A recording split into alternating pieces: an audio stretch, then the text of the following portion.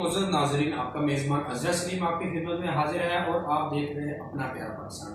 अपना प्यारा पाकिस्तान के मोअज़्ज़ज़ नाज़रीन, जैसा कि आपने पिछले कुछ महीनों से ख़बरें सुन रहे हैं कि यूरोप जाने वाले जो दोस्त हैं, हमारे भाई हैं पाकिस्तान के, जिनके साथ कितने हादसा हुए हैं।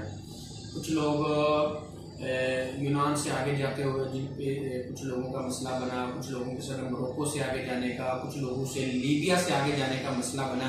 वो 2-4 दफ़ा बना। अभी रिसेंटली 3 दिन पहले एक मसला बना, मोरक्को से कश्ती गई है और वहाँ पर जो है ना पाकिस्तान के 60 जो नौजवान है ना वो कश्ती में डूब गए हैं, जिनमें से एक आई थिंक बचा है, वो गुजरात का।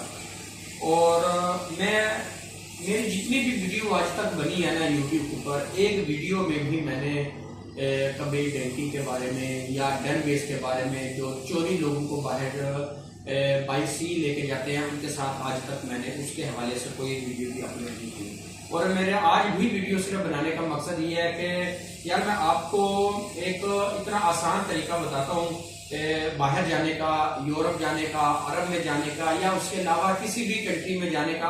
आप विजिट पर जा सकते हैं यार, इतना आसान है। ठीक है, अगर इटली है, जर्मनी है, फ्रांस है, पुर्तगाल है, कोई भी कंट्री है ना, उसने अगर आपकी कंट्री के अंदर अपनी एम्बेसी बनाई हुई है ना, वो सिर्फ इसलिए बनाई हुई है कि यार आप लोग वहां वीजा अप्लाई करें, वो आपको वीजा देगी। आपको वीजा देने के लिए उन्होंने एम्बेसी जो है ना वो बनाई है। आप वहां पर अप्लाई नहीं करते, आप कोशिश करते हैं यार किसी एजेंट को पैसे दें और हम सीधा जो है ना बाई ईयर वहां चले जाएं। और एम्बेसी के थ्रू भी अगर आपने वीजा लेना ना, वो भी आपको बाई ईयर ही लेके जाएगी। सिर्फ वो क्या कहती है, वो कहती है सर हमें ये डॉक्यूमेंट रिक्वायर्ड है, आप हमें ये डॉक्यूमेंट दें, हमारी रिक्वायरमेंट पूरी करें और हम आपको वीजा दे देते हैं। ये जो डॉक्यूमेंट वो मांगती है ना एम्बेसी, चाहे कोई भी किसी भी कंट्री की एम्बेसी है, हर बंदा उन डॉक्यूमेंट को पूरा कर सकता है। सिर्फ ये है कि हम इंतजार नहीं करते, हम सब्र नहीं करते, हम ये नहीं कहते कि यार कोई बात नहीं है, हम 6 महीने बाद चले जाएंगे या साल बाद चले जाएंगे। हम कहते हैं नहीं जी, वो मिसाल है पंजाबी की चट मंगनी तो पट गया।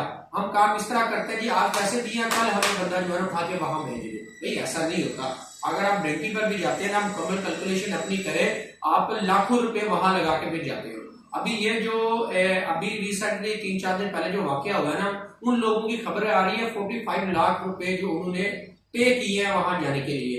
बाई सी जा रहे हैं, वो डंकी लगा के जा रहे हैं, कुछ रास्ता उन्होंने पैदल तय किया है। और एंड क्या हुआ है, देखिए चांस है, लोग पहुंच भी जाते हैं, कोई बड़ी बात नहीं है, पहुंचे भी हैं लोग, बहुत से हमारे जानने वाले पहुंचे हैं, बट उसके अंदर बहुत बड़ा रिस्क होता है। और जैसा कि आप लोगों ने पीछे 3-4 दफा ये जो वाकया है ये सुन ली है, तो मेरी आप लोगों से यही रिक्वेस्ट है जनाब, आप लीगल तरीके से अप्लाई करें।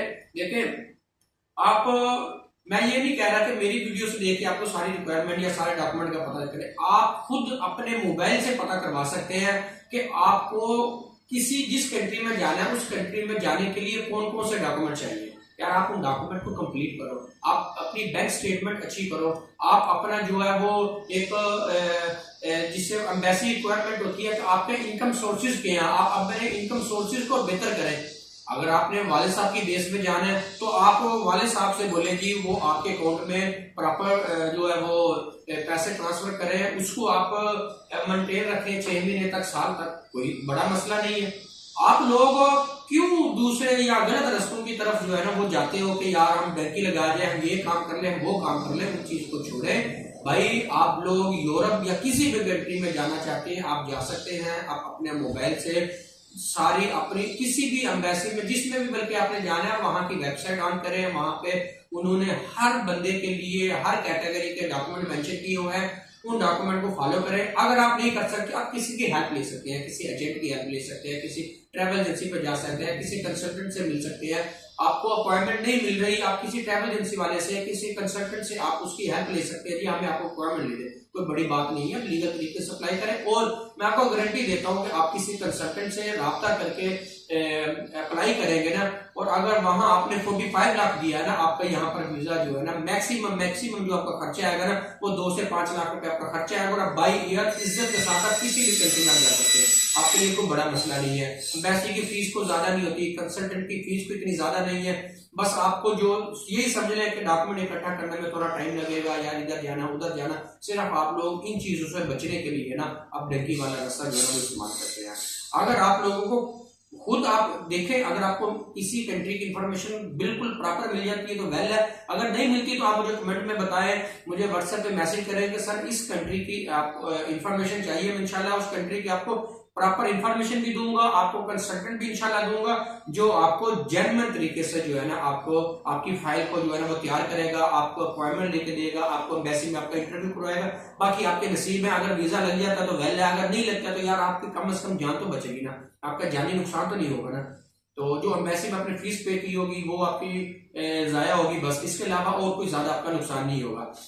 अपने मेजबान अजहर सलीम को इजाजत दीजिए। अल्लाह।